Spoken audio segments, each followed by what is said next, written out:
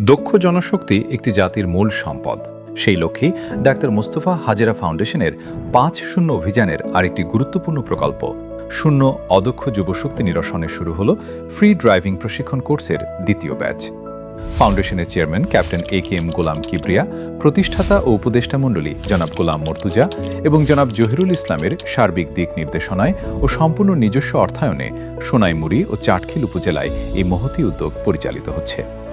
সম্প্রতি আয়োজিত উদ্বোধনী অনুষ্ঠানে ফাউন্ডেশনের প্রতিনিধি জনাব ফরহাদ আহমেদ মাহিন প্রশিক্ষণার্থীদের কোর্সের নীতিমালা এবং শৃঙ্খলার গুরুত্ব তুলে ধরেন। তিনি প্রশিক্ষণার্থীদের আগামীর দক্ষ চালক হিসেবে গড়ে ওঠার অনুপ্রেরণা দেন। তিনি বলেন, মানবিক অঙ্গীকার, আমি এই প্রশিক্ষণ গ্রহণের মাধ্যমে একজন মানবিক ড্রাইভার হিসেবে নিজেকে গড়ে তুলতে নিয়মিত শর্তাবলী সজ্ঞানে সম্মতি করছি। আমি ফাউন্ডেশনের মানবিক কর্মসূচিতে ন্যূনতম ৬০ ঘন্টা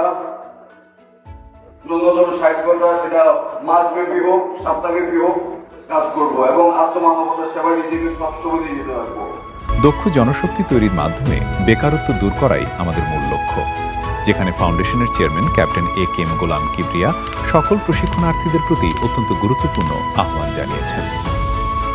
১. আত্মমানবতার সেবা। নিজেকে সর্বদা মানুষের কল্যাণে উৎসর্গ করতে হবে। ২. পরস্পরকে স্বাবলম্বী করা।